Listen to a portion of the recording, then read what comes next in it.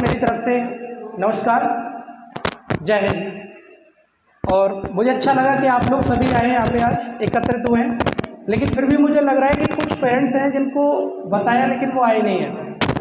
ठीक है, तो सबसे पहले तो आज हमारा 5 सितंबर से टीचर्स डे है, तो इसलिए मैंने समझा कि टीचर्स डे का सबसे अच्छा जो सेलिब्रेशन का टाइम होगा वो आज से बेटर क्या हो सकता है।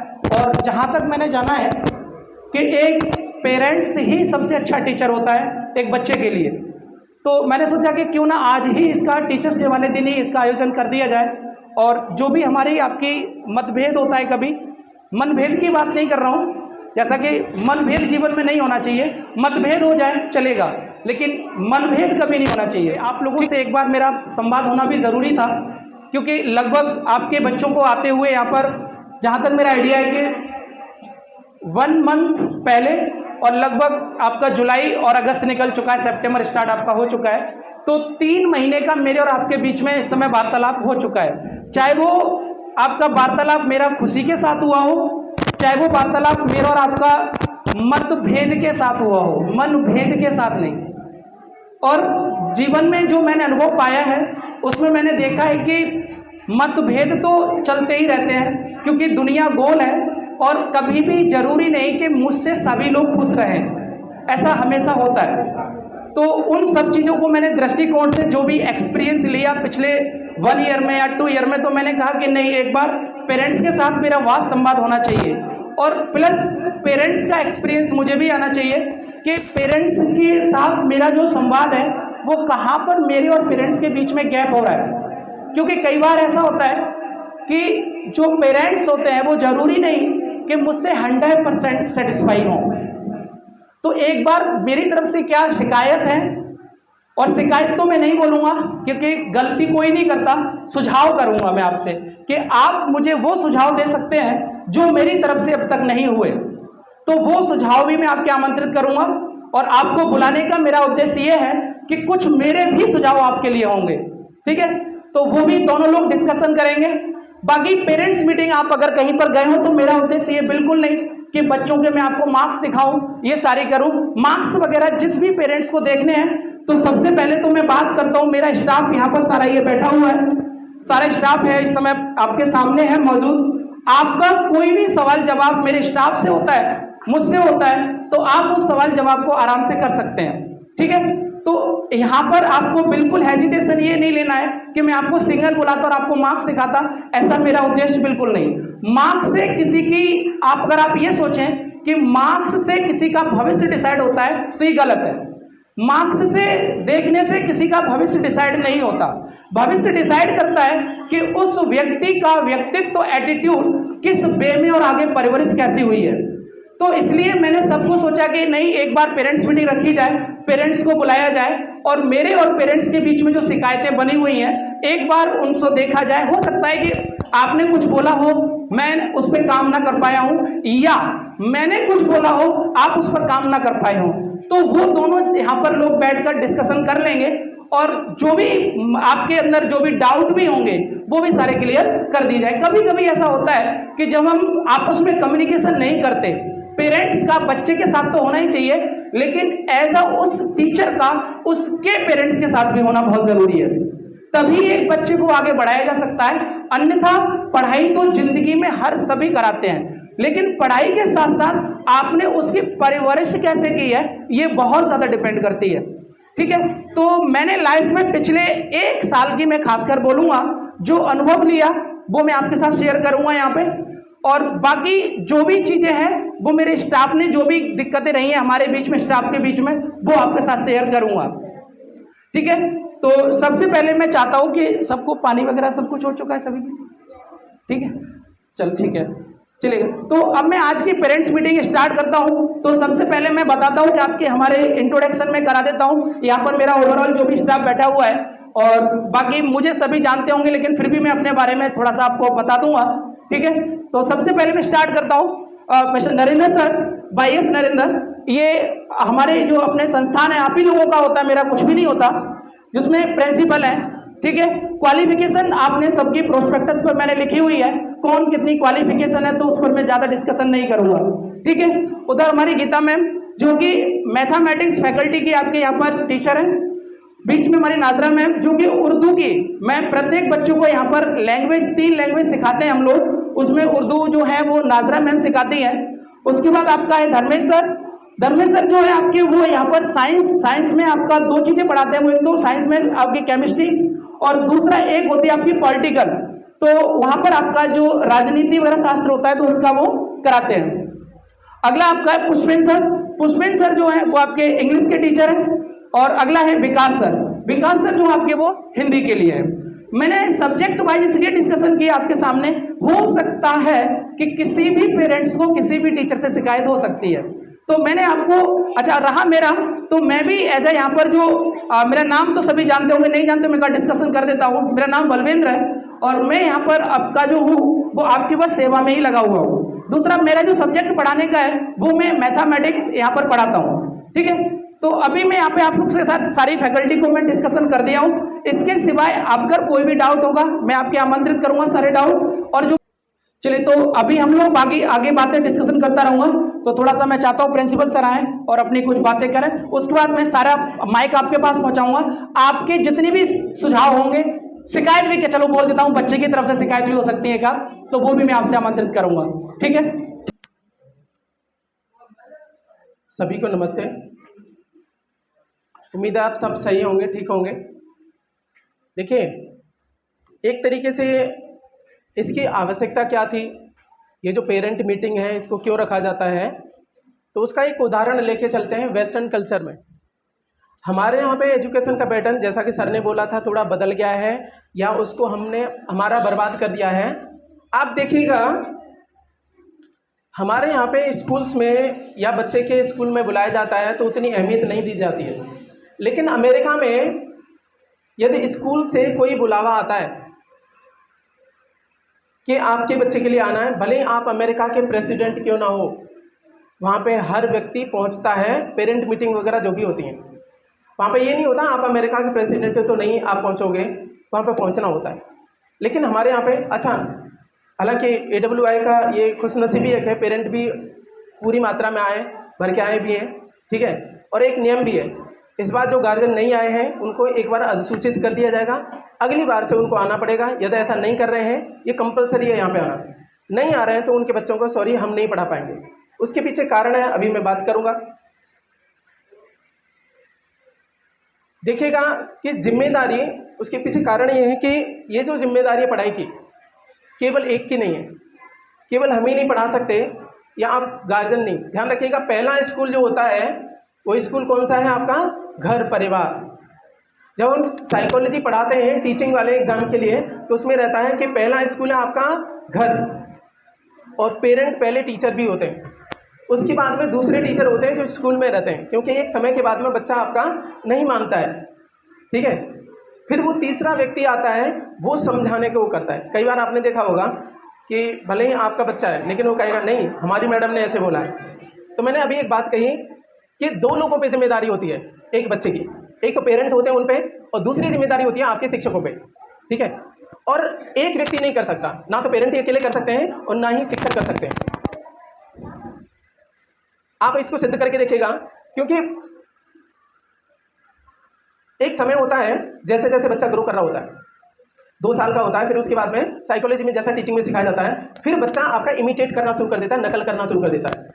आपने देखा होगा छोटी बच्चियां हैं, मम्मी की सैंडल मिल गए, साड़ी मिल गई, उसको पहन करके वैसे ही आपका क्या करेगी? नकल करेगी, ठीक है।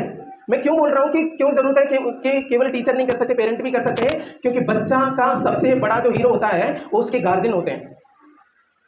मान लीजिए आप में कुछ ऐब है, सिगरेट पीते हैं, बीड़ी पीते हैं, तो आपके सामने तो भले ही नहीं करेगा, लेकिन वो बच्चा ऑब्जर्व कर रहा है, जैसे ही उसको मौका मिलेगा ना वो आप ही की तरफ सुट्टा मारेगा, ये सच है। और यहीं पे सावधान रहने की बहुत जरूरत है, क्योंकि हमारे देश में सब कुछ किया जा रहा है, स्कूल पे स्कूल खोले जा रहे हैं, कोचिंग खोली जा रही है, सब कुछ हो रहा है, लेकिन एक चीज़ भी जिसकी जरूरत रह गई उसको कहते हैं पेरेंटिंग।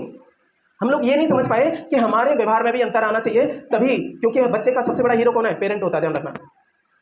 अच्छा, अमेरिका वगैरह में एक पैटर्न है कि बच्चे के सामने ना तो वो गाली गलौज करेंगे, ना ही वो चिल्ला के बोलेंगे, ना ही एक दूसरे को, जैसे घर पे मम्मियाँ हैं, मम्मी से तो पेरेंट को लगता है कि यार वो तो उन पर डांटने का हमारा सबसे अधिकार है, लेकिन ध्यान रखना उस बात को बच्चा भी ऑब्जर्व कर रहा है। आपने उस बुरी आदत को वहाँ पे भी पहुँचा दिया। फिर से मैंने क्या कहा कि जिम्मेदारी केवल एक की नहीं है, क्योंकि बच्चा स्कूल में 5 या 6 घंटे रह रहा है, बाकी टाइम पे कहाँ रह रहा है, घर पे रह रहा है। तो ध्यान रखिएगा, पेरेंटिंग बहुत बड़ी चीज़ है, उसके बल पे बच्चा बहुत ऊपर भी पहुंच जाता है। मैं एक उदाहरण देना चाहूँगा, सुबर्णो आइजलबारी, बांग्लादेश के रहने वाला एक बच्चा है, ठीक है। वो अमेरिका में उनके पिता प्रोफेसर हो गए और उसके बाद में कहते हैं कि दुनिया के सबसे कम उम्र के प्रोफेसर हैं, और मैं अब इज्जत से बोल रहा हूँ, तो केवल 9 साल के हैं अभी, लेकिन प्रोफेसर है। बालको शांत।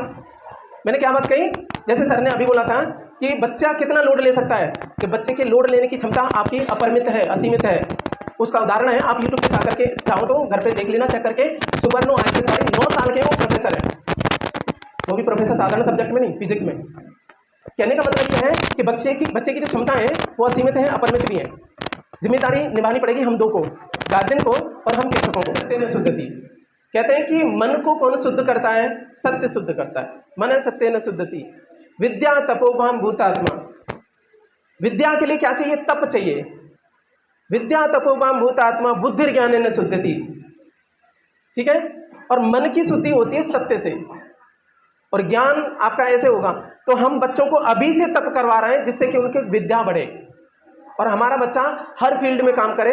इसलिए हमने एकेडमिक्स भी साथ में रखा है और आपके कोचिंग्स वाली चीज़ें भी साथ में रखी हैं, जिससे हमारा बच्चा सफल हो। अच्छा, कितने स्कूल ऐसे हैं जो आपके 12 बजे 1 बजे के बाद में चल रहे हैं? आप देखोगे कि हमारे स्कूल में 4 बजे तक चलता है। हम ये मान के चलते हैं हमारे बच्चे को एक्स्ट्रा ट्यूशन देने की ज़रूरत नहीं है। जो गार्जियन लोग ट्यूशन दिलवा रहे हैं वो गलत कर रहे हैं बच्चे के साथ में। हम ये चाहते हैं हम ही इतना पढ़ा देते हैं, उसके बाद में बच्चे को रिलैक्स करने दो, ठीक है। बाकी और चीज़ें क्रिएटिव आप पूछो। आपके टेबल वगैरह हमारे बच्चों को देखोगे, आपके 50+ हो गए। हम में से हम लोगों ने पढ़े थे, कितने तक पढ़े याद थे हमें? मुश्किल से 20 या 20-22 तक ज़्यादातर कर लेते थे, 25 तक कर लेते हैं। हमारे बच्चे मिनिमम आपके 50 तक लेके चल रहे हैं। स्क्वायर एक बच्चे को आपका 180 तक याद है, 180 स्क्वायर वर्ग जो होते हैं ना। क्यूब किसी बच्चे को 100 तक है, ऐसे करके सभी का लगभग बेस बढ़ाया जा रहा है। इससे क्या होगा, आने वाले समय में बच्चा हमारा कैलकुलेशन से नहीं डरेगा। तो भविष्य के लिए हम बीजारोपण कर रहे हैं। व्यवस्था नहीं है, इसलिए हम कई बार हम समझा नहीं पा रहे हैं, या आप लोगों को कोई ना कोई जिनके स्कूल में कुछ घाटा हो रहा है या जिनके बच्चे कटे तो कुछ ना कुछ तो बोलेंगे वो। इसीलिए पेरेंट मीटिंग रखी भी, क्योंकि दोनों लोगों पर जिम्मेदारी है। हम और आप निर्धारित करेंगे हमारे बच्चे कैसी एजुकेशन प्राप्त करें। हमारा मॉडल, मैं शायद समझा पाया होऊंगा कि हमारा मॉडल ये है कि स्कूल की शिक्षा को साथ में रखने के साथ साथ में हम कंपटीशन को भी साथ में रखें, जिससे हमारा बच्चा आगे ये फेल महसूस ना करे कि मेरा तो जो पढ़ाया गया स्कूल को कोई काम का नहीं है।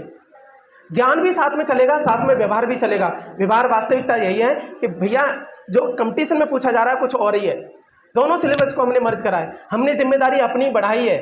आपको क्या लग रहा है ये आसान है कंपटीशन का छोटे बच्चों को पढ़ाना? ये कठिन है, लेकिन उस जिम्मेदारी को हमने निभाया। हम पीछे नहीं हट रहे हैं, तो आपको क्यों पीछे हटना है? बस आपकी जिम्मेदारी है कि बच्चा अभी फ़ोन वगैरह में पीछे ना पड़े, क्योंकि वो जो है ना ब्रेन को, आपका ब्रेन में ग्रे मैटर होता है जो फ़ोन बर्बाद करते हैं। क्योंकि फ़ोन में जितनी ऐप है, यूट्यूब है, ये सब आपको ऐसे बनाई गई हैं, एक बार आपने देख लिया तो दोबारा देखने का मन करता है। थोड़े कुछ दिन के लिए संभालना है बच्चों को, इतना जिम्मेदारी आपको निभानी है। बाकी पढ़ाई की हमने निभा ली। 2 चीज़ें बोला, एकेडमिक्स कोचिंग दोनों हमने साथ में लेके चल रहे हैं, जिससे बच्चा हमारा सक्सेस हो, ठीक है। बाकी आपके जो भी सुझाव है वो आमंत्रित है। सर आगे प्रोसीड करेंगे। Thank you. तो पहली बात तो ये कि मैं आपको क्लियर कर दूं कि जैसे पेरेंट्स के अंदर कुछ डाउट थे कि आपका एक स्कूल, जो एक 1 बाय 1 में सारी चीज़ें लूँगा, उसके बाद आपको जो भी देखना हो, चाहे सब्जेक्ट से रिलेटेड चाहे जिससे भी, वो आप मुझसे बात कर सकते हैं। तो सबसे पहले तो मैं स्टार्ट करता हूँ अपनी तरफ से, और बाकी बीच में भी बातें हमारी आपकी होती रहेंगी, ठीक है। तो पहला ये था कि कुछ पेरेंट्स को डाउट था कि सर जो संस्थान है वो हिंदी मीडियम है या इंग्लिश मीडियम है। तो पहले मैं आपको बता दूं, हम हो सकता है कि मेरे से सारे पेरेंट्स सेटिस्फाई ना हो, ऐसा हो सकता है, ठीक है। ऐसा हो सकता है कि सारे पेरेंट्स मुझसे सेटिस्फाई ना हो। मेरा मानना है मेरा व्यक्तिगत मानना, मैं ये नहीं कहूँगा कि सबका ओवरऑल मानना है, जो मैंने अपनी लाइफ में एक्सपीरियंस देखा और जिससे मैंने जो चीज़ अनुभव की। पहली बात तो ये कि मीडियम मायने नहीं होता है, मायने होता है कि आपने अपनी जिंदगी में कितनी प्रॉब्लम्स को सॉल्व किया है, उस प्रॉब्लम को सॉल्व करते हुए आपने अपनी जिंदगी में क्या अनुभव लिया है। तो ये तो मेरा रहेगा आपके लिए और आपके बच्चे के लिए। अब ये बच्चा मेरा भी है, उस मेरे बच्चे के लिए। तो मीडियम नहीं, मैं ये बोलूंगा कि आपके लिए सबसे पहला माध्यम होना चाहिए उस बच्चे की नॉलेज किस लेवल पर है। उसके बाद आपको मैं मीडियम की बात करूं तो मेरे अपने यहाँ पे जो संस्थान है आपका, इसके अंदर दोनों ही मीडियम पढ़ाए जाते हैं। आपका हिंदी मीडियम बाइलैंग्वेज होता है, दोनों ही जो भी टीचर होगा वो दोनों लैंग्वेज में आपका वर्क कराएगा, आपका हिंदी में भी वर्क कराएगा और आपका इंग्लिश में भी वर्क कराएगा। अब डाउट बन रहा होगा कुछ पेरेंट्स के अंदर कि सर मैंने तो अपने बच्चे की कॉपियां देखी हैं और वो तो हिंदी में लिखता है या वो इंग्लिश में लिखता है। नहीं, देखो होता क्या है एक्चुअल में, जब हम बच्चे को पढ़ा रहे होते हैं तो बच्चा हो सकता है कि वो इंग्लिश में ही लिख रहा हो सकता है कि वो बच्चा सर कह रहा हूं, मुझसे बोला सर मैं इंग्लिश में नहीं, मैं हिंदी में समझना चाहता हूं, मैं हिंदी में ही लिखूंगा। तो मैं उस बच्चे को वहां पर खुद बोलता हूं कि बेटा ठीक है, तुझे जिस लैंग्वेज में बेटर लग रहा है पहले तो उस लैंग्वेज को समझ। आपकी डाउट आएंगे वो सारे में करूंगा, तो वो हो सकता है कि हिंदी में लिख रहा हो, ऐसा हो सकता है। तो आपके अंदर ये बिल्कुल नहीं चलना चाहिए कि इसका मतलब अगर वो हिंदी में लिख रहा है तो सारे टीचर्स इसका हिंदी में करा रहे होंगे, ऐसा बिल्कुल नहीं। टीचर जो भी होगा वो दोनों लैंग्वेज में कराता है और पेपर भी आपका इस बार तो हमारा इंग्लिश में ही हुआ है, लेकिन नेक्स्ट टर्म से मैं आपको जो भी पेपर होगा वो दोनों लैंग्वेज में होगा, हिंदी में भी होगा और इंग्लिश में भी होगा। ये तो पहली बात हुई।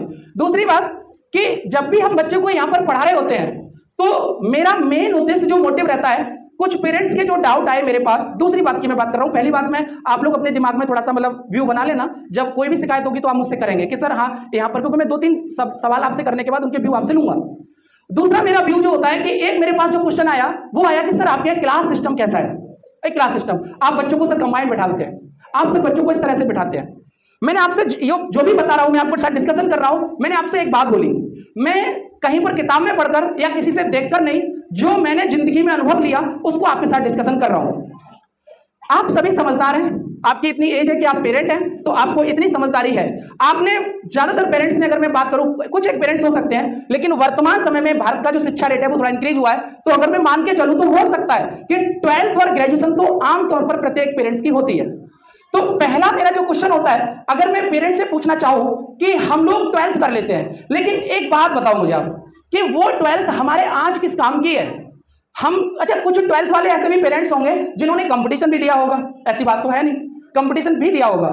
तो हमारे पास, हमने जैसे 12th किया, 10th किया, क्या मुझे आपसे एक सवाल मैं करता हूं कि मुझे आप ये बता के दें, क्या वो 12th आपने क्लास वाइज पढ़ा, पहले आप 1 में आए, 2 में आए, 3 में आए, एक्सेट्रा, आप आगे तक बढ़ते चले गए, क्या वो जो डिफाइंड पर्टिकुलर सिलेबस था आपका 10th का था, 12th का था, वो पर्टिकुलर 12th की बात करूं या 10th की बात करूं या 8th की बात करूं या 9th की बात करूं, क्या वो क्लास आज आपके जीवन में काम है? उस क्लास का क्या महत्व है वो मैं जानना चाहता हूं आपसे। हमने 5 पढ़े, ठीक है, उस 5 का क्या महत्व है? ये तो मैकॉले था, चला गया वो इंडिया से छोड़ के, मैकॉले ये सिस्टम बना के गया था, एक आपका जो अंग्रेजी शासक था, क्योंकि मैकॉले के पिता ने पूछा था कि भारत को कैसे बर्बाद कर सकते हैं, तो मैकॉले ने कहा कि भारत को एक ही तरह से बर्बाद किया जा सकता है, और वो है कि भारत की शिक्षा नीति को खराब कर दिया जाए। क्योंकि आपको पता होना चाहिए, इससे पहले जो शिक्षा का स्तर था वो क्लास सिस्टम नहीं था, शायद आपको पता हो, अगर आप इतिहास पढ़ेंगे तो आपको पता लगेगा। ये तो आजादी जब हमारी हुई, आजादी के बाद हम लोग जब आगे बढ़े तो मैकॉले चला गया और क्लास सिस्टम बना गया। तो उसने अपने बाप को एक खत में लिखा था कि भारत को अगर बर्बाद करना है तो यहाँ की शिक्षा को बर्बाद करिएगा पहले तो वो चीजें मैंने वहां से जानी। उसके बाद मैंने कहा कि क्लास मायने नहीं रखती लाइफ में, मायने ये रखता है कि आप जिस एज पर हैं, आपका जो व्यक्तित्व है, आप जो पढ़ रहे हैं उसमें आप कितने काबिल हैं, ये मायने नहीं रखेगा। आज के समय में आपने देखा होगा पीएचडी तक कर रखे लोग, और उनसे कक्षा 5 की कोई एक चीज पूछ ली जाए बता नहीं सकते। एमएससी कर रखी है, बीएससी कर रखी है, अगर उनसे बीएससी तक का कुछ भी मतलब सब्जेक्ट पूछ लिया जाए ओवरऑल कि बीएससी में आपके पास कौन कौन से सब्जेक्ट थे, बता नहीं सकते। आप अपने आसपास परिवेश में देखिएगा। लेकिन हमारी जो नीति होती है, शिक्षा नीति है, उस तरह की गंदी है कि वो बना दी गई है। लेकिन आप वर्तमान समय में अभी नई शिक्षा नीति आई है, उसमें आप पढ़ सकते हैं इस बात को, जो भी अभी जो नई शिक्षा नीति जो लागू हुई है। तो क्लास सिस्टम, मेरा मानना यह है, हो सकता है कि मैं आपको समझाने में उतना मतलब आपके समझ में एक बार में ना आए, क्योंकि जिंदगी वही होती है जो अनुभव से आती है, जिंदगी वह नहीं होती जो दूसरे के चुराने से आती है। क्योंकि कृष्ण एक ही बार पैदा हुए, दोबारा पैदा नहीं होंगे, दोबारा उनके फॉलोवर ही हो सकते हैं। बुद्ध एक ही बार पैदा हुए, दोबारा नहीं होंगे, दोबारा उनके फॉलोवर ही हो सकते हैं। उनका आचरण हम चुरा सकते हैं, फॉलो कर सकते हैं, लेकिन बुद्ध दोबारा बन नहीं सकते। जीसस एक ही बार आए, अब नहीं आएंगे। भगवान राम एक ही बार आए, अब नहीं आएंगे। एक आचरण आपका एक ही बार आता है। आपका भी जो जीवन है, जरूरी नहीं कि आपका दूसरा जीवन आपके सेम जैसा ही दूसरा जीवन किसी और का होगा, क्योंकि जरूरी यह होता है कि आपको पता होना चाहिए आपका डीएनए किसी का मैच नहीं करता। हर एक व्यक्ति का डीएनए अलग अलग होता है। तो इन चीजों को मैंने अनुभव किया, और अनुभव से लेकर ही मैं इन चीजों को यहां पर आपके सामने लेकर आज आया हूं। तो मैं सबसे पहले, मेरी बातें थोड़ा आपके साथ चलेंगी, काफी लंबी है, क्योंकि मुझे भी आपसे काफी सुझाव लेने हैं और मेरे भी आपको सुझाव मानने पड़ेंगे। शिकायत में नहीं बोलूंगा, यहां पर वर्ड यूज नहीं करेंगे, क्योंकि शिकायत तो जीवन में रहती है हर एक से। मानव है तो मानव को मानव से शिकायतें हमेशा रहती हैं। तो मैं शिकायत तो नहीं बोलूंगा, लेकिन हाँ मैं इतना अवश्य कहूंगा कि मेरे और आपके बीच में जो भी सारी चीजें होंगी उनको हम लोग सॉर्ट आउट करेंगे। ठीक है, तो मैं अभी थोड़ा सा मेरी बातें और आगे बढ़ती चलेंगी, मैं आपसे डिस्कशन करता चलूंगा, लेकिन सबसे पहले मैं चाहता हूं कि जो मैंने बातें बोली है, मैंने कुछ एक बातें आपको, 2 बातें बताई। पहली बात ये कि क्लास सिस्टम मैंने आपको बताया, तो अगर आपको लगता है कि हाँ क्लास सिस्टम एग्री है हमारी शिक्षा नीति में, मैं उसका जो सुझाव दे सकता था आपको मैं देने में जो भी सक्षम रहा मैंने आपको बताया। दूसरा कि मीडियम, अगर इन 2 बातों पर आपका कोई भी सुझाव है मेरे साथ तो आप साझा कर सकते हैं, ठीक है। तो इन 2 बातों के लिए मैं चाहता हूं, फिर मैं अपनी तीसरी बात रखूंगा, क्योंकि ज्यादा मैं बातें लंबी लंबी चलाते चला जाऊंगा तो उसमें कोई फायदा होने वाला नहीं है। तो कोई भी पेरेंट बेझिझक मुझसे, आज मैं आपका एक बेटा की तरह हूं, मैं आपका एक भाई की तरह हूं, आज आप ये बिल्कुल ना करें कि आज मैं एक टीचर हूं, टीचर गया भाड़ में, आज मैं शुद्ध भाषा में बोल रहा हूं आपसे, टीचर मैं आज बिल्कुल नहीं हूं। आज मेरा और आपका संवाद है, बच्चे से मेरा डेली होता है, लेकिन आज मेरा और आपका संवाद है, तो आज आपके लिए एक छोटे भाई की तरह और एक आपके मैं बच्चे की तरह हूं, तो आप मुझसे सारी बातें शेयर कर सकते हैं, ठीक है। तो जिस भी पेरेंट से, पहले मैंने 2 बातें बताई, पहला एक क्लास सिस्टम और दूसरा मैंने आपको जो बताया वो एक माध्यम। अगर इसमें कोई सुझाव मेरे लिए आप देना चाहते हैं तो पहले मैं आपसे ही लेना चाहता हूं, ठीक है। कोई भी पेरेंट जो भी आपको लगता हो कि हाँ सर ऐसा नहीं, माध्यम ऐसे होना चाहिए, तो मैं आपसे सुझाव लेता हूं उसमें, और मैं सादर आमंत्रित रखूंगा सारी चीजें। कोई भी पेरेंट जो भी अभी मुझसे बोलना चाहे, ऐसा बिल्कुल नहीं है,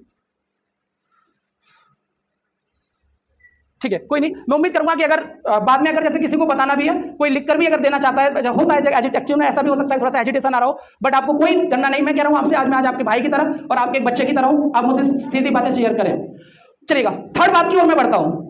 थर्ड बात, एक बात ये थी, जो थर्ड जो मेरा प्रश्न है आपके लिए, वो मैं ये बात रखना चाहता हूं कि सर बच्चा जो होता है वो, मेरी बात को आप थोड़ा सा दिल पर भी मत लेना, हम दोनों लेके बच्चे के साथ आगे बढ़ेंगे।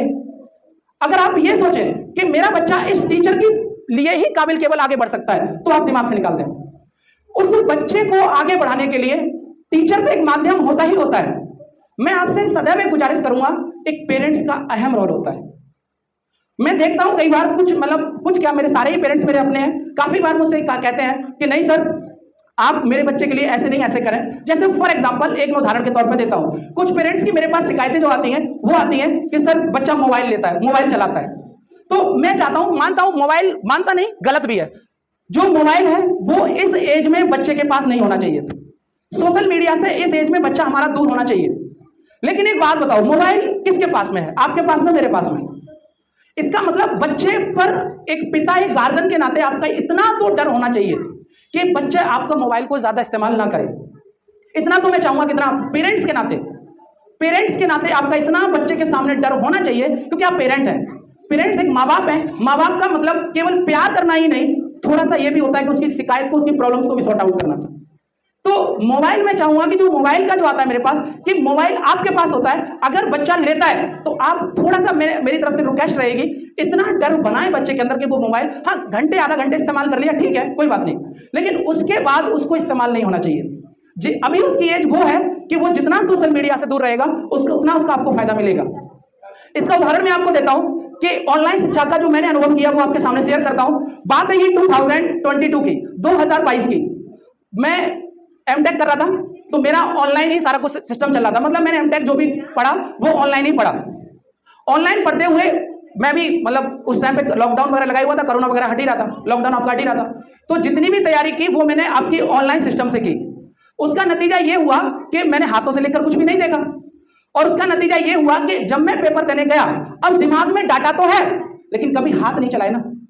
हाथ चलाए होते, केवल दिमाग चलाया, दिमाग में हाँ पड़ा है ऐसा इमेज बन रही है, लेकिन कभी हाथ नहीं चलाए। क्योंकि मेरा मानना यह भी है कि जो हाथ का कारीगर होता है वो कभी भूखा नहीं मरता। दिमाग के साथ साथ हमारी हाथ की अपनी स्किल भी होना डेवलप है, हाथ की स्किल भी आना चाहिए। डॉक्टर है, पढ़ लेगा लेकिन उसको ऑपरेशन करना नहीं आता तो कोई फायदा नहीं, क्योंकि किताब में पढ़ लिया लेकिन प्रैक्टिकल उसको आना चाहिए। तो मोबाइल का मैं यही कहूंगा, पेरेंट्स से थोड़ा सा, मानता हूं तुम मुझसे शिकायत करते हो, ठीक है आपका औचित्य करना शिकायत, लेकिन थोड़ा सा बच्चे के पास आप इतना डर बनाए बच्चे के अंदर कि वो मोबाइल को इस्तेमाल ना करे, इतना डर आपका भी होना चाहिए।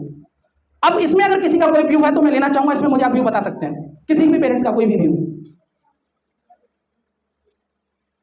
है, किसी का भी कोई भी व्यू हो वो आप सादा आमंत्रित है, आपका कह सकते हैं। ठीक है, चलो आगे बढ़ते हैं हम लोग। किसी भी पेरेंट्स का है कोई भी व्यू? ठीक है, कोई नहीं, हम लोग आगे बढ़ते हैं। आगे बढ़ने के बाद अगला जो मेरा आपसे जो भी रिक्वेस्ट रहेगी अगली है कि सर चीजों के लिए मैं एक दो चीज को मान सकता हूं कि जैसे हो सकता है कि कभी कभी आपकी शिकायत आती है मेरे पास कि बच्चे को सब काम नहीं दिया गया है। तो देखो मैं मानता हूं वैसे मैं आपको बता दूं, यहाँ पर खुद मैं कोई, यहाँ ऐसा नहीं है कि मैं फ्री बैठता हूँ चेयर पे तोड़ता रहता हूँ। वैसे मैं खुद ही प्रत्येक क्लास में मेरा बिल्कुल ये रहता है कि मैं प्रत्येक क्लास में पहुंचूं, खुद पढ़ाता भी हूं, जिससे मुझे फीडबैक मिलता रहे कौन टीचर क्या कर रहा है और बच्चा किस लेवल पर पहुंच रहा है। तो वो काम मैं स्वयं भी करता हूं। लेकिन फिर भी ऐसा हो सकता है, क्योंकि 100 में जब बच्चे इतने हैं तो एक आध दो की शिकायत हो सकती है, मैं एक्सेप्ट करूंगा इस बात को। ऐसा बिल्कुल नहीं है कि शिकायत नहीं हो, शिकायत हो सकती है कि किसी भी, खासकर छोटे बच्चों का हो सकता है। बड़ा बच्चा तो होता है तो उसको तो काम बोलते ही हैं, कि हो सकता है कि एक आध बार ऐसा हुआ हो कि बच्चे को काम न दे पाए हो किसी भी सब्जेक्ट। हो सकता है, जैसे छोटे बच्चों के लिए बात करूं तो 3 सब्जेक्ट हम मेनली चलाते हैं, हिंदी, इंग्लिश और मैथ। तो हो सकता है कि बाई चांस धोखे से कोई ऐसा बच्चा रह गया हो कि जिसको हम लोग उस दिन काम नहीं दे पाए हो, ऐसा हो सकता है, एक्सेप्ट है ये बात मुझे। तो ऐसा अगर होता है तो आप अगले ही दिन मुझे इन्फॉर्म कर सकते हैं। जो भी टीचर है, आपका ग्रुप बना हुआ है, आपको सबको जो भी इंफॉर्मेशन है ग्रुप पे हम लोग पहुंचाते भी हैं, और अगले ही दिन आप इन्फॉर्म भी कर सकते हैं मुझे कि सर यही दिक्कत है। इसका आप बिल्कुल ये ना समझें कि बच्चे को काम दिया ही नहीं जाता, ऐसा बिल्कुल नहीं है, मैं आपको बताता हूं। हाँ, एक चीज हो सकती है, वो मैं आपसे कहूंगा। एक हमेशा मैं अनुभव लिया है उसके नाते आपको बोलूंगा, एक हमेशा थंब रूल बना के रखना, आप पेरेंट्स के नाते तो बच्चे के साथ भी, जो मेरा व्यू रहेगा। कोई भी बच्चा है, लिखने से, कॉपी भरने से कभी भी ज्ञान में वृद्धि नहीं होती जब तक कि उस ज्ञान को उसके ब्रेन तक ना पहुंचाया जाए। कई बार एक मेरे पास बड़ा दिक्कत होती है कि मैं क्या करता हूं, बच्चे को लिखाता जा रहा हूं। अब अच्छा, प्रेशर उसमें आपका भी होता है, सर बच्चे को घर के लिए काम नहीं दिया, सर बच्चे के लिए घर के लिए काम नहीं दिया, प्रेशर आपका भी होता है मेरे ऊपर। अच्छा, डील भी मुझे आपको भी करना होता है, ऐसा तो है नहीं कि मुझे आपको नहीं बताना। अब उस प्रेशर में कई बार ऐसा होता है, मैं क्या करता हूं, जो मेरा अपना रूल बना होता है कि बच्चे को काम जो दिया जाए, ठीक है काम कर, लेकिन ग्रूमिंग इतनी की जाए, मेरा उद्देश्य, मेरा अपना ये उद्देश्य रहता है कि बच्चे के अंदर ब्रेन पावर इतनी विकसित की जाए लिखाई के साथ साथ। क्योंकि अगर उसको 10 मिनट आपने 20 मिनट लिखाया है, तो मेरा मानना है 20 मिनट के लिखाने के बाद कम से कम उसका 30 मिनट तक उसकी ब्रेन की पावर को इस्तेमाल किया जाए, उसकी ब्रेन की पावर बढ़ाई जाए। भविष्य में उसका लिखा हुआ हम भी लिखे आए, कॉपी किताबें ढेर सारी भर के आए, लेकिन आज काम वही आ रहा है जो उसके ब्रेन में है डाटा। हो सकता है बच्चे की अभी जो एज है वो रटने वाली हो, लेकिन एक एज ऐसी आती है, आपको मैं अनुभव के आधार पर बता रहा हूं, जहां पर बच्चा रटना बंद कर देता है। वो उसको रट नहीं सकता, वो केवल और केवल उसको अब वो ऐसे क्लैरिफाई करता है अपने माइंड के अंदर कि जहां से वो उसको अपने आचरण में ढाल सके, अपनी डे की लाइफ में ढाल सके उस चीज को। तो वो बच्चे के साथ में रहती है सारी चीजें। आगे आ जाओ, आगे बैठ आराम से, आगे चेयर खाली, चेयर है इधर पड़ी हुई है, आगे पड़ी हो, आगे आ जाओ, चेयर आगे।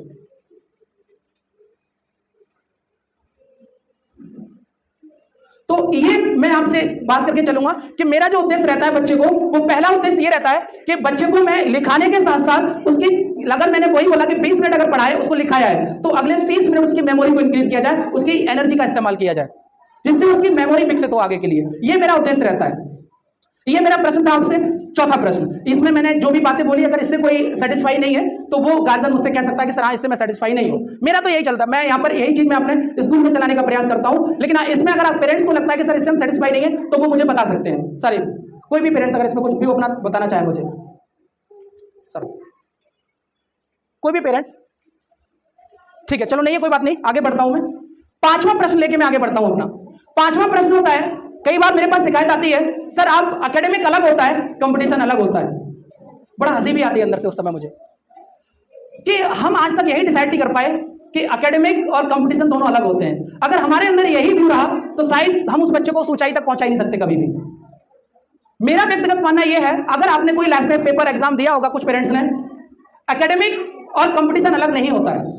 अलग आपकी अपना विचार होता है कि हमारा विचार कितना अलग है। हम लोग 10th में पढ़ के आते हैं, अगर 10th लेवल से कोई एग्जाम दें तो आप देखेंगे कि वहां पर 10th का सिलेबस आता है, एनसीईआरटी से आता है, तो वो वहां न तो कोई एकेडमिक अलग है और ना वहां पर आपका कोई देखा जाए तो कंपटीशन अलग है। बड़ा साइलेंट सभी लोग। वहां मुझे ऐसा लगता है कि हाँ, चीजों का डिटेल है। कंपटीशन में हम जाते हैं तो चीजें डिटेल में और आपकी समझी हुई आती हैं, रटी हुई नहीं आती। हम एकेडमिक को रट सकते हैं, रट के सीधे गए, पलटी करके चले आए, लिखकर पास हो जाएंगे, लेकिन कंपटीशन में ऐसा नहीं होता। हम रटकर वहां पास नहीं हो सकते, वहां पर हमें अपनी समझ को विकसित करना पड़ेगा, तभी हम आगे। ये मेरा अनुभव है, वही साझा कर रहा हूं मैं आपसे। तो कई बार मेरे पास कुछ पेरेंट्स की ऐसी कंप्लेन आई कि सर आप कंपटीशन पढ़ाते हैं, एकेडमिक बिल्कुल अलग होता है। पता नहीं पेरेंट्स को किसने भड़का दिया, मुझे तो नहीं मालूम, लेकिन मेरा मानना हमेशा यह रहा है कि कभी भी आपका कंपटीशन और एकेडमिक जो होता है वो अलग नहीं होता। मेरा मानना है वो एक ही होता है, बशर्ते नजरिया बदलना होता है कि हमारा नजरिया क्या है अपना। तो सबसे पहले तो ये कि आपसे मैं हमेशा रिक्वेस्ट करूंगा कि बच्चे को इस तरह से ट्रीट ना किया जाए कि उससे कहा जाए कि बेटा तेरा कंपटीशन अलग है और तेरा एकेडमिक अलग है। इसीलिए मैं यहां पर जब भी बच्चों को पढ़ाता हूं,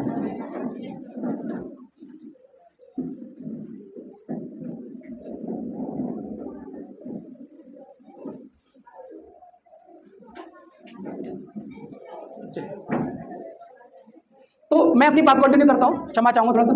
इसलिए मैं यहां पर जो भी पढ़ाता हूं, आप देखेंगे जो भी आपके सामने ये स्टाफ बैठा हुआ है, इसमें से आपका जो स्टाफ है वो कंपटीशन और एकेडमिक दोनों को साथ लेके चलता है। ऐसा नहीं है कि वो कंपटीशन को लेके चल रहा है, एकेडमिक नहीं करा रहा। वो आप देखेंगे तो कंपटीशन और एकेडमिक दोनों को साथ में लेके चल रहा होगा। फॉर एग्जाम्पल मैं बात करता हूं, अगर मैं अपनी बात करूं तो मैं मैथमेटिक्स पढ़ाता हूं और साइंस पढ़ाता हूं। यहां पर एक एग्जाम्पल के तौर पर ले लेते हैं, मैंने साइंस को पढ़ाया, मान लिया पहला चैप्टर लिया मैंने, और मैं थोड़ा सा बहुत ग्राउंड की बातें लूंगा। मैंने पहले चैप्टर में बताया कि भाई बल क्या होता है। मैंने पहला एक चैप्टर मतलब कुछ छोटा सा टॉपिक उठा लिया, बल क्या होता है। अब एक तो ये है कि क्या हो गया बेटा, बैठ नहीं पा रहे, आगे आ जाओ, आगे तरफ आ जाओ। एक तो बल ये होता है कि मैं उसको बच्चे को रटा दूं, रटाकर और उससे मैं ये कह दूं भाई कॉपी में लिखो, पास हो जाओ, हो जाएगा, 5 मिनट लेगा, डेफिनेशन को कर लेगा। एक ये भी होता है कि बल को मैं वहां उसी टॉपिक को पकड़ूं और भले ही 2 दिन लगे मैं उसको वहां समझा दूं। अब कुछ पेरेंट्स की शिकायत होती है कि बच्चा इसको क्या इतने हायर को ले पाएगा। शायद मैं आपको बता दूं, आप आज के समय में देखेंगे 8-8, 10-10 साल के बच्चे इतना ग्रूमिंग करते जा रहे हैं। सिर्फ बच्चे को खाली ब्रेन होता है, इन्वायरमेंट की जरूरत होती है। बच्चा नहीं सोचता कि ये टॉपिक हार्ड है या आसान है, ये तो हम सोचते हैं। बच्चा कभी नहीं सोचता कि ये टॉपिक हार्ड है या आसान रहेगा। बच्चे को तो आप जैसा उसके ब्रेन में डाल देंगे वो वैसा ही आगे बढ़ता चला जाएगा। आज आपने बच्चे को ब्रेन में डाल दिया कि हाँ फोर्स इस तरह से काम करता है, बल इस तरह से काम करता है, तो वो उतना ही आगे बढ़ेगा। उस बल को वो चाहे जैसे भी करे, प्रैक्टिकली करे या उसको थ्योरेटिकली करे, वो उस पर काम करना स्टार्ट कर देगा। तो बच्चे के लिए आप बिल्कुल ना माने कि ये हार्ड है, ये आसान है, नहीं। वो जो पढ़ रहा है, मैंने भी आपके साथ पहले बोल दिया कि जो भी मैं चीजें लेके आया हूं कहीं किताबों से नहीं, सिर्फ मैंने जिंदगी में जो सीखा आपके साथ साझा कर रहा हूं, बस वही मैं चीजें आपसे कर रहा हूं। ठीक है, चलेगा। इसमें अगर किसी का कोई सुझाव हो तो वो मुझे बता सकता है, जो मैंने 5वां पॉइंट आपके साथ डिस्कशन किया। इसमें कोई भी सुझाव पेरेंट्स मुझे देना चाहे तो वो दे सकते हैं। जितना नहीं आप आगे बढ़ाती, जितना उसकी जो गरीबी होती है वो आगे बढ़ाती है। आप लाइफ में किसी को भी महान पुरुष को उठा लें, चाहे वो आपके अम्बेडकर रहे हो, चाहे वो आपके कलाम साहब रहे हो, चाहे आपके वो गौतम बुद्ध रहे हो, चाहे वो आपके भगवान कोई भी रहा हो, उन्होंने अपने जीवन में, अगर भगवान राम 14 वर्ष का वनवास नहीं करते तो शायद उनको भगवान नहीं होते। शायद हो सकता है कि आपकी आदि रामायण ही खत्म हो जाती अगर वो 14 वर्ष का वनवास करने नहीं जाते। कठिनाइयां कितनी लाइफ में आई, ये हमें आगे बढ़ाती हैं। तो ये चीजें मैंने आपको इसलिए शेयर की क्योंकि आपके मैं बच्चों को देखता हूं, ये कमियां कहीं ना कहीं पेरेंट्स की तरफ से आ रही हैं। तो मैं ये चाहूंगा कि ये कमियां नहीं आए, आप बच्चे के लिए अपनी जी जान लगा दें, क्योंकि आपकी जो सेविंग होती है वो 2 तरह की होती है। एक वो सेविंग होती है जो आपको दिखाई नहीं देती, एक वो सेविंग होती है जो आपको दिखाई देती है। आपको अपना पैसा दिखाई देगा, लेकिन ध्यान रखना जो ये बच्चा सेव कर रहा है ना, ये आज दिखाई नहीं देगा, लेकिन कल जब ये भविष्य बना रहा होगा तो यही आपकी सबसे बड़ी बचत होगी। ये आपको मैं बता दे रहा हूं। मैं इस बात को एक्सपीरियंस के आधार पे कह रहा हूं। आपका नौकरी पैसा जो बचत आप आज कर रहे होंगे वो उतना काम नहीं आएगी। जिस दिन ये बचत आपकी अच्छी अगर हो जाएगी तैयार, तो ये बचत काम आ जाएगी। अब नहीं बदल सकते, लेकिन ये कल ही है। आप इसको जिस रास्ते पे मोड़ दोगे उस रास्ते पे ये चली जाएगी। ये मैं आपसे वादा कर रहा हूँ। दिमाग से निकाल देना कि इसको सुख सुविधाएं आगे बढ़ाएंगी। मैं आपसे वादा कर रहा हूँ, सुख सुविधाएं नहीं, इनकी जो समस्याएं होंगी वही आगे बढ़ाएंगी। इनके जीवन में समस्याएं क्या आई, ये मेन इंपॉर्टेंट है। मैंने फॉर एग्जांपल इनको एक क्वेश्चन दिया मैथमेटिक्स में, मैं सॉल्यूशन करा दूंगा, वो मायने नहीं रखेगा। इन्होंने क्या सीखा, कैसी समस्या इनके सामने रही, वो मायने रखेगा। लोगों का काम मैं फिर कह रहा हूं, कहना होता है, क्रिटिसाइज करने में कुछ नहीं जाता कि वो ऐसे पढ़ाता है, कि वो ऐसे चलता है, कि वो ऐसे चलता है। बस अपना एक गांठ बांध लो, आप अपने रास्ते बनाते चलो। मैं कह रहा हूं सफलता उसी दिन तय हो जाती है। ये मेरा अपना अनुभव है जो मैं आपको बता रहा हूँ। इसके उन्होंने बताया पेरेंट अपने बच्चे के बारे में, मैं इस पर काम करूंगा। अगला कोई पेरेंट्स है तो वो भी मुझे बता सकते हैं। हाँ, किसी पेरेंट्स को अपने बच्चे की कॉपियां देखनी हो, वो कॉपी भी देख सकते हैं। कॉपियां चेक हो चुकी है सारी हमारी। तो कॉपियाँ, बाकी मार्क्स देख सकते हैं। ऐसा कुछ भी नहीं है कि मैं आपको यहाँ पे बैठा के वो सारे, नहीं, आपको जो डाउट हो सारे मेरे सामने आज ही क्लियर होने चाहिए। कॉपी से लेके कुछ भी डाउट हो, मार्क्स, हाँ पहले बस एक बात बोल चुका हूँ मैं आपसे कि मार्क्स आपका जीवन तय नहीं करते। मैं आपको ऐसे ऐसे लोग दिखा दूंगा जो गोल्ड मेडलिस्ट रहे लेकिन जीवन फुटपाथ बना लिया, जीवन बर्बाद कर लिया। इसलिए मैं कह रहा हूँ आपसे कि समस्याएं ही काम आती हैं। करने को मैं यहाँ पर धन दौलत और स्कूल में लगा दूँ ये मायने नहीं रखेगा, क्योंकि अगर यही मायने रखता तो भगवान कृष्ण गुरुकुल में नहीं अच्छे खासे महलों में पढ़ाई कर रहे होते, भगवान राम फिर गुरुकुल में नहीं अच्छे खासे महलों में पढ़ रहे होते। जो लोग भी आप महान बने हैं उन्होंने ये ध्यान रखना अपने जीवन में कठिनाइयाँ उठाई हैं तभी वो महान बने, वरना वो महान नहीं बने। इतना तो मुझे पता है। अदर पेरेंट्स कोई भी जो बताना चाहे वो बताएं मुझे। अदर पेरेंट्स इनकी नोट कर ली थी, ठीक है। अदर पेरेंट्स मुझे जो बताना चाहे वो बता सकते हैं। बिल्कुल बेफिक्र, आप शर्मिंदा होके मैंने फिर कह दिया आज मैं टीचर नहीं, आपका एक मतलब आपके लिए मैं आपका भाई हो सकता हूँ, आपका बेटा हो सकता हूँ। आपको जो बोलना है खुल के बोलना हो, जो भी है, क्योंकि मुझे भी इनमें सुधार करना है और आपका सजेशन ही मेरा आगे काम करेगा। हाँ, एक शिकायत और आ गई, जैसे अभी क्या नाम है, नाम भूल गया, नैना सामने बैठी है, इसको देखते हुए आ गया। अभी परसों, अभी 4-5 दिन हुए, शायद कितने दिन हुए, 4-5 दिन हुए, 4-5 दिन हुए होंगे। नैना के पिताजी की कॉल आई तो उनसे मेरी बात हुई, तो उन्होंने मुझसे बोला कि सर स्कूल में पढ़ाई कैसी हो रही है। तो मैंने कहा पढ़ाई मैं बताऊंगा तो कभी अपनी बुराई तो कर नहीं सकता, मैं क्यों करूंगा अपनी बुराई, ये तो आप जाने कि आप कैसी पढ़ाई हो रही है, आप देखो ना इसको। क्योंकि थोड़ा डिस्कशन कर लेता हूँ, मैं आपका समय भी ज़्यादा लूँगा नहीं, मुझे पता है सभी के काम थोड़ा डिले होते हैं आज के दिन, तो बस थोड़ा सा समय आपका लूँगा। देखिए, तो मैं आपसे, और जिसका कोई सजेशन है तो वो बता सकता है मुझे, किसी का कोई सजेशन हो, मुझसे शिकायत हो तो। हाँ, मैं नैना वाली बात कर रहा था, तो पिताजी की कॉल आई कि सर इसका न तो इसने अभी काम पूरा किया है और न ही अभी कुछ बताता है प्रॉपर। तो देखो, एक शिकायत है मेरी आपसे, आप बच्चे पे काम करवाओ, मुझे कोई नो डाउट, लेकिन पढ़ाई के टाइम पर प्लीज उसको रेगुलर भेजो। जैसे उसका क्या हुआ, वो शायद धानों को गड़वाने में लग गया, तो वो बच्चा ही है, अपने काम कराया, तो उसने क्या किया बच्चे ने, एक बात आप मेरी मानना, एक बार अगर पढ़ाई का रिदम टूटता है तो अगले 10 दिन बर्बाद है। मैं आपको ये बात बता देता हूँ, चाहे वो मैं ही क्यों ना सही, अगर मैं रेगुलर पढ़ाई कर रहा हूँ और 1-2 दिन का गैप हो गया तो उसमें ये रियलिटी है कि बच्चे का रिदम टूटेगा और काम जो गया वो तो गया ही। ठीक है, काम मतलब घर पे चेक नहीं कराती, चेक नहीं कराया काम, तो आप किस सब्जेक्ट बताओ मुझे? मैथ नहीं करा, मैथ में। ठीक है, एक नाम लिखना इसका। उस समय से कॉपी चेक हुई, उस समय शायद ये आई ना हो उस दिन। नहीं, प्रेजेंट बोलती होगी। रजिस्टर उठाओ। कहाँ विकास सर, आप फर्स्ट की कौन लगाता है? आप लगाते हैं ना प्रेजेंट इसकी। रजिस्टर उठाओ, रजिस्टर भी तुरंत उठाओ सर, आपके सामने डिस्कशन करूँगा मैं सारी चीज़ें, किसकी भी जो भी समस्या है सारी डिस्कशन। नाम लिख लिया, अभी आ रहा है नाम, तो अटेंडेंस तो लगती होगी, ऐसा नहीं हो सकता, अटेंडेंस तो लगेगी। हाँ, नहीं ऐसा नहीं होगा, सेकंड नहीं होगा, सेकंड नहीं होगा। चलो अभी मैं करा, चलो आप बैठ जाओ, अभी बैठ लो, मैं करा दूँ।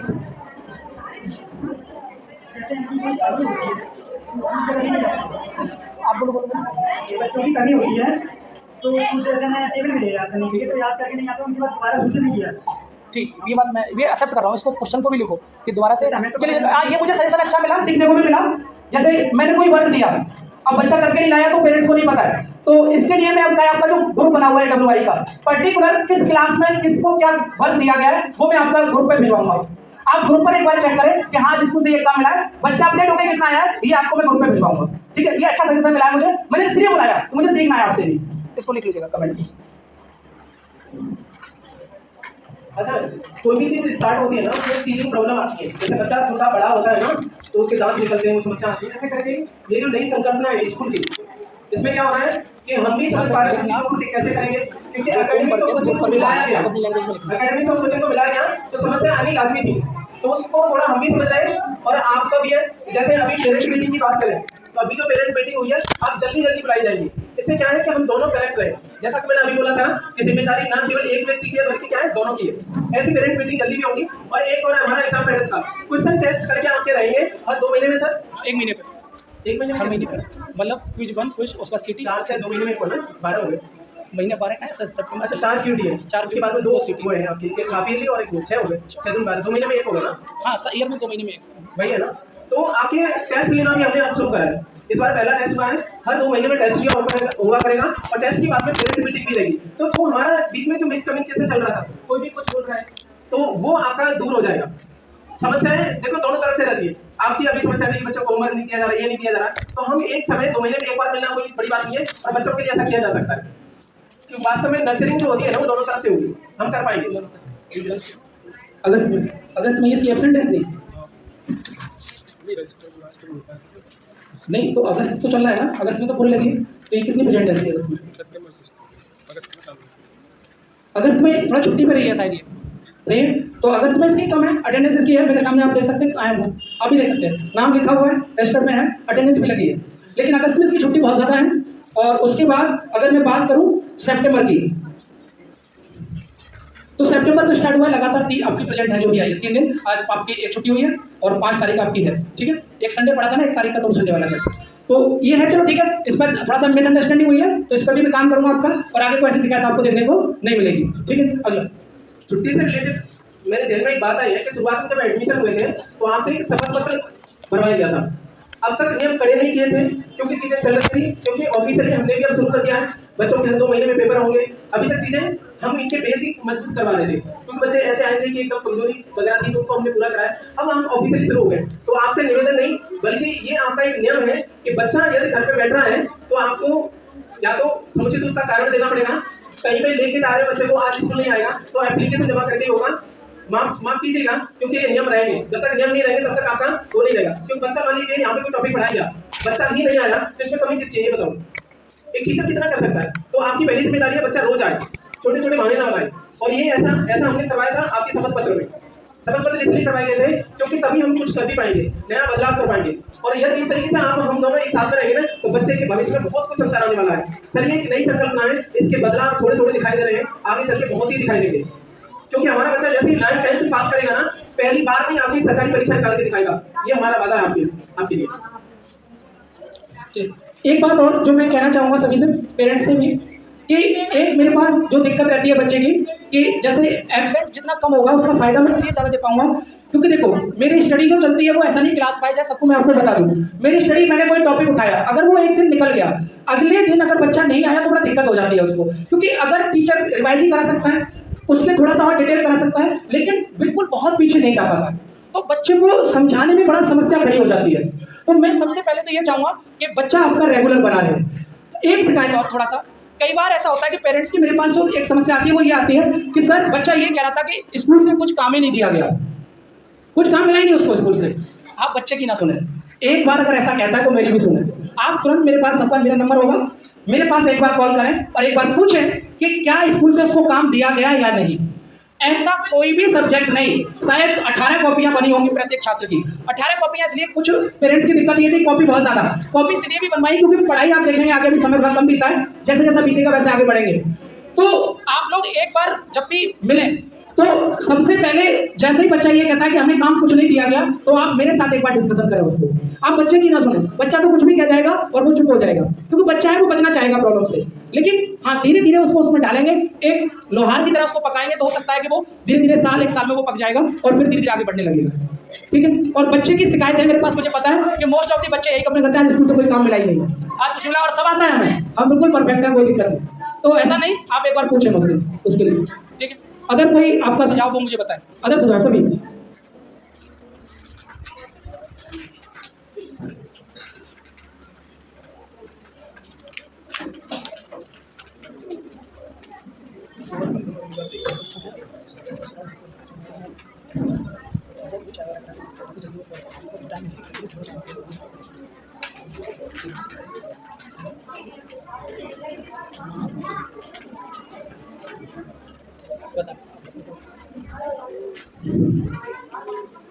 ये शशांक है। हाँ बोलो बोलो। शशांक है, उसका काम पूरा नहीं है, जो एडमिशन हुआ था बाद में हुआ था, ठीक है, ठीक, तो उसका काम पूरा नहीं है, तो आप लोगों को कैसे सुना देगा याद करके? ठीक ठीक। शशांक कौन है? ये घर पे जाके रोता है, मेरा काम नहीं है, सर मारते और हम कहाँ से सुना दें? अब देखो यही समस्या तो उत्पन्न होती है। मैं वही कह रहा था कि बच्चे का जो काम छूट गया, अब बच्चा अगर रेगुलर नहीं और कर पाया तो बड़ा दिक्कतें खड़ी हो जाएगी, तो जो बाद मैं में बोल नहीं एडमिशन रहता। हुआ है तो काम तो छूट ही जाएगा। जैसे अगर फीवर भी आ गया, बीमार हो गया तो नहीं आ पाया तो उसका काम छूट गया, तो कहाँ से सुना दें?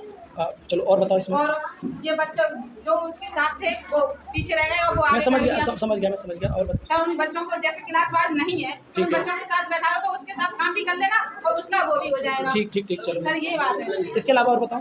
बस ये ये काम वाली ना हाँ। इसकी ये बच्चा जब से शशांक। अगल बच्चों से बैठा है तब से पिछड़ता जा रहा है। तुम्हारा काम पूरा नहीं था, दूसरे बच्चे से तुम्हें मिली लिखवाई तुमने, हाँ उतनी उसने याद कर ली थी। वो भी याद नहीं कर रहा है ये लगातार। नहीं तो केवल 12 थी केवल, हाँ और नहीं है। अब तो बाकी बाद जब क्लास में टाइम हो जाता है तो तुम किसी की कॉपी लेके काम कोई काम ही नहीं देता है। तो आज इनकी कॉपी नहीं मिल जानी, वहाँ में पूरी 100-250 इस तरीके से आप बच्चे को डिपेंड करोगे तो कल के लिए और आगे बनाएगा। इसी बताओ, नहीं उसको उल्टा बोलो ना। नहीं ऐसा है। चलो अभी थोड़ा सा इसको मैं देखो मेरी बात सुनो। इसमें मैं तो चलो आपका सही सा है, स्वीकार है मुझे। इस पर मैं एक बात बोलना चाहूँगा। एक बात ये कहना चाहूँगा, जैसे अभी 2 या 3 दिन पहले की बात है, एक पेरेंट्स आए थे तो उन पेरेंट्स ने मुझसे कहा सर मैथमेटिक्स का काम मेरे बच्चे का अधूरा है, इसका काम पूरा कराया जाए, कॉपी दिलाई जाए। तो मैं आपको एक बात बता दूं, मैथ की मैं कभी कॉपी नहीं दिलाऊंगा आपके सामने। अब आप कहेंगे ऐसा क्यों, क्या होगा उससे कि वो वो उसको काम ही छाप लेगा, समझ तो फिर भी नहीं पाएगा। काम पूरा मायने नहीं रखता। काम मैं फिर कह रहा हूँ वो चीज़ें मैं दोबारा भी कराता हूँ। मैथ में मैंने उनसे ये कहा कि आपने बच्चों को, अच्छा कारण क्या था उसका काम पूरा ना होने का, उस बच्चे की जब अटेंडेंस देखी तो पिछले वो कम से कम 20 दिन की बल्कि 25 दिन की लगभग, रवीना के है क्या बैठा हुआ है, मैं कह रहा हूँ सबकी मेरे पास शिकायत आती है, मैं तुरंत देखता हूँ कहाँ क्या दिक्कत है। 25 दिन से बच्चे की एब्सेंटी। अब बताओ मैं 25 दिन का काम कैसे पूरा करा सकता हूँ। अब वहाँ समस्या मेरे साथ खड़ी हो गई, बच्चे का काम नहीं हो रहा, बच्चे को कॉपी दिलाओ। मैंने सीधा मना कर दिया, नहीं दिलाऊंगा कॉपी। मैं तुम्हें कॉपी दिला दूंगा तो वो छाप लेगा, क्या फायदा उसका कि उसको समझ में तो कुछ आया ही नहीं। और वो सवाल मैंने लिखा है बस हल करता जाएगा, लिख लेगा, रट्टा मारने का नहीं, मुझे पास तो कराना नहीं है, पास तो जब जाएगा तब हो जाएगा। मैंने उनसे कहा काम की नहीं, अब आप इसको रेगुलर भेजो और ये देखो कि ये काम अब पूरा कर रहा है कि नहीं, फिर मुझे आप बताओ। बाकी पिछला जो रह गया वो मैं धीरे धीरे कहीं ना कहीं से इसको मैं करूंगा और इसका पूरा कराऊंगा। तो कॉपी की तरफ आप उतना चलो ठीक है मानता हूं, लेकिन एक तरफ ये देखना पेरेंट्स के नाते कि काम से ज्यादा उसकी ग्रोथ कितनी हो रही है मेमोरी में, वो भी मुझे तुम्हें थोड़ा बताना पड़ेगा। ठीक है, तो मैथ में तो मैं आपको आज फिर बता दे रहा हूँ, मेरी तरफ से आप उम्मीद मत करना कि मैथ में अगर आपके बच्चे का काम छूटा है तो मैं पूरा करने दूंगा। ये मैं आप सबके सामने आज बोल दे रहा हूँ, क्योंकि काम पूरा कराने के लिए तो मैंने एडमिशन नहीं किया था, आपको बता दूं। काम ही पूरा कराना होता, कॉपी बनवानी होती तो मोहर लगा के मैं कब का साइन मार के आपको दे देता। मुझे ये तो नहीं, मुझे चाहिए था पहले क्वालिटी पे काम तो मैं हाँ चलो मानता हूँ फिजिक्स में काम अधूरा रह गया, थोड़ा लैंग्वेज है तो वहाँ पूरा करेगा, बनता है। अब उसको जोड़ घटाओ भी नकल से सिखाए जाएंगे तो फिर मैं उसको क्या सिखाऊंगा। तो मैथ की तरफ से कभी उम्मीद मत करना कि मैं कॉपी भी आपको दूंगा, मैं कभी पूरा नहीं करने दूंगा। आप प्रयास करना कि बच्चे की कम से कम हॉलीडे हो और वो रेगुलर कंट्रोल्स बना रहे। ठीक है, चलिए अगला बताएं, कोई भी शिकायत है जो मुझे। अगली बाबा साहब सर मैं ये सब पूछती हूँ कि मतलब पढ़ाया तो बताता नहीं है, और मतलब बैग में कुछ नहीं किया उसने कुछ तो बताता नहीं है, इंग्लिश में तो बाकी में नहीं बताता है। कहाँ है भाई, खड़ा हो ना। मतलब ऐसा तो नहीं कि लड़ाई के मन, बहन भाई में लड़ाई बड़ा होती है ये बड़ा कंडक्टर ने देखा है, खड़ा हो खड़ा तो हो जा। ऐसा होता है भाई बड़ा, मतलब नहीं मैं तो कैसे पूछ सकती है मुझसे, ऐसा क्यों है भाई। ये सब छोटा है, बड़ी बहन फिर भी कहना ये, मैं वही कह रहा हूँ, मैं वही तो कह रहा हूँ, बड़ा झगड़ा होता है बहन भाई का। हाँ मैं समझ रहा हूँ, इस बात को समझ सकता हूँ। ऐसा वही क्यों, जब पूछती है तो क्यों नहीं बताया जाता, आता नहीं है या फिर मतलब आता है तो मैं अहंकार में नहीं बताऊंगा तो पुष्पा तो पूछ ले। अहंकार में देखो बच्चे का अहंकार बहुत ऊपर होता है, मैं आपको बता दूँ। जब धीरे धीरे उसका झटके लगेंगे डाउन होता है तो बताए, ऐसा ही है कुछ। लेकिन आज एक झटका लग गया ना, सर मैं थोड़ा सुधार होगा। मुझे जो प्रॉब्लम है तो बताता ही है। हाँ भाई ऐसा क्यों, आज के अलावा ये बताएगा, जो भी पूछेगी बताएगा। ये नहीं कि लड़ता भी तो होगा फिर ये तुमसे, हाँ तो जाहिर सी बात है, ये होगा ही नेचुरल, ये कोई हो ही नहीं सकता है। ठीक है चलो ठीक है, आज के बाद ये बताएगा। ठीक है, और मतलब मैं पूछूं कहाँ भी गया तो लाता नहीं बाद में और नहीं दिखाता है। नहीं आज के बाद ये करेगा तो मुझे बताना। जी होते ऐसी समस्या मिलेंगी, मुझे पता है। अगला किसी का और भी नाम लिखिए। ठीक, देखो मैं रिक्वेस्ट भी करूँगा, आप बताते चले अच्छा रहेगा, क्योंकि मुझ पर काम भी करना है इन चीज़ों पे, और मैं सच बता रहा हूँ आपसे।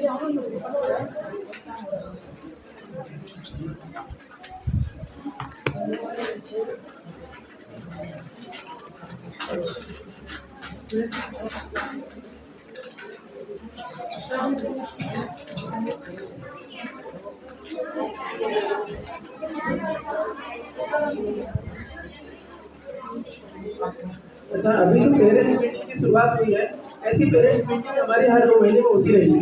तो अभी जो भी सुझाव है या कमियाँ आती रहेंगी, हम आपस में एक दूसरे से मिलते रहेंगे। इसको शॉर्ट में 10 मिनट के लिए मुझे अभी 10 मिनट से रुक जाओ, थोड़ा रिफ्रेशमेंट है स्कूल की तरफ से, फिर अपन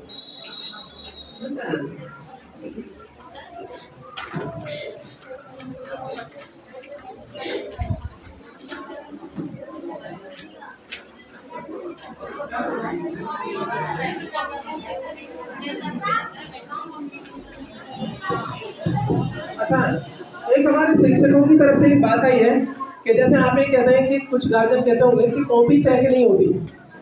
आपको एक बात बताएं, जब भी बच्चे से पूछा जाता है कि कॉपी चेक कराओ, तो बच्चा कहता है घर पे रहेगी। तो दोनों चीज़ें वो भी तो ध्यान में रखनी है ना। अच्छा, हम क्या है, हम ज़्यादा से ज़्यादा क्या कह सकते हैं, चेक कराने के लिए बोलेंगे, फिर वो बोल देता है घर पे रहेगी। तो वहाँ पे दोनों, इसलिए मैंने बोला था दोनों तरफ से कड़ाई करनी पड़ेगी, हमें भी कड़ाई करनी पड़ेगी, आपको भी करनी पड़ेगी। केवल मारने का उद्देश्य थोड़े ना, ये कंसेप्ट ही नया है, ठीक है। वो चीज़ें हैं, उसका थोड़ा ध्यान रखिएगा तो बच्चा घर पे चीज़ें ऐसे ना छोड़े। और इसलिए हमने ये पेरेंट मीटिंग रखी थी, आगे भी ऐसी रहेंगी, तो धीमे धीमे करके समस्या खत्म हो जाएंगी। एक समय ऐसा रहेगा केवल हम लोग मिला करेंगे, बाकी चीज़ें हो जाएंगी।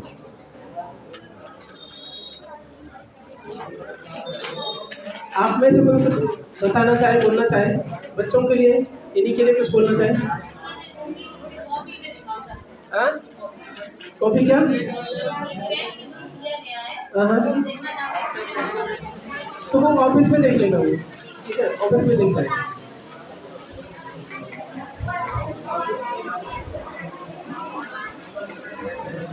तो आज की पेरेंट मीटिंग को लगभग यहीं पे खत्म कर रहे हैं, थोड़ा रिफ्रेशमेंट आ गया है, ठीक है।